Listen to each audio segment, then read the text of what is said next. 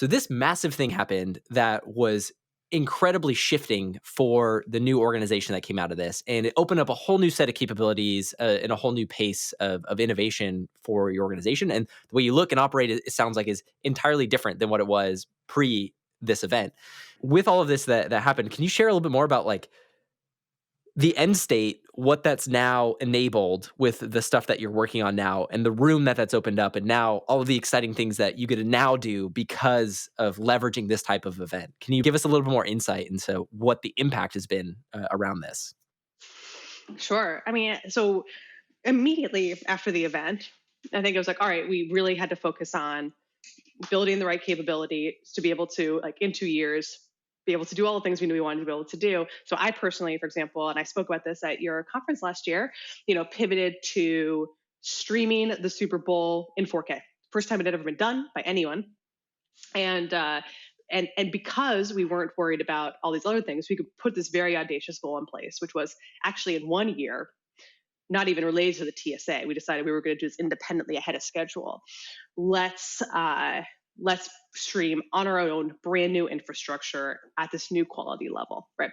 And that was a super audacious goal, to move from zero concurrence basically to, as I talked about last year, about 3 million concurrence, on in high quality definition.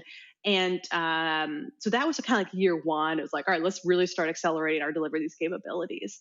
Then, we basically, these projects kind of at that point were on pace, right? Like we basically set out what our goals were. Like we were all like just moving real fast to execute against them.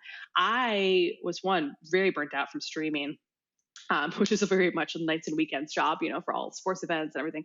And it Jerry was and I are casually exciting. in the live streaming business, and we know how Okay. the impact that it can Yes. have on people. So Oh, exactly. And, all sports games happen on Saturdays and Sundays and Thursday nights and Monday nights. And it's just, personally, it was super fun, but also very burnout inducing. Anytime a screen would flicker, I would get texted by like five, executives. Um, we began to think about the future, and basically when you choose not to fight one war, it really gives you the resources to fight another war, right? So by not going after the streaming wars, we'd essentially amassed a $70 billion war chest to do something different, right? And part of what we kind of came to this hypothesis last year was like, we think Web3 is the future of media distribution. And so we founded this whole business. We immediately got $100 million. So we could start this new business, and we could essentially, what I think, my hypothesis, we'll see, it's early days, it's like this leapfrogs what media distribution should be, So now, we still stream, we do live streaming. That's still core competency for us. It's very different than on-demand streaming technically. And so I'm still super proud and excited about everything that's happened with my old team on live streaming. Like they set new quality capabilities every day that people adore. But we're not playing in this on-demand, subscription business. So instead, it's like we're looking at Web3. It's like, well, how can you actually just enable, like, how does the next Simpsons get financed by the fans? That's kind of like and we have a huge animation studio. I'm partnered up with our head of our animation studio and running this business.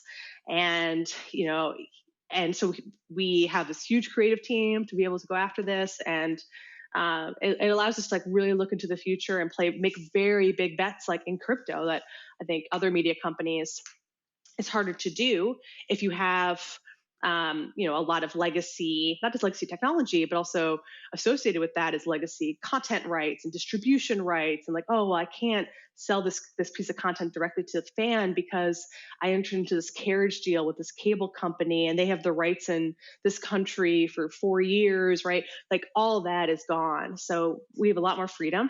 And so, yeah, we're just looking at, blockchain media distribution and what that's going to be and what that can enable. And I think that's entirely facilitated.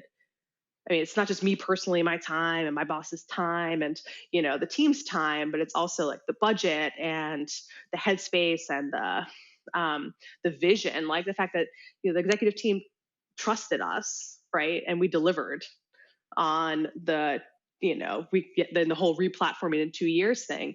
And so they're likely to like now also be like, all right, this sounds kind of crazy, and it might blow up all of our previous models for monetization.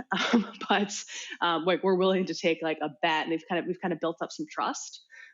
because of our execution. So it's super fun. It's like I'm learning new technical stuff every single day.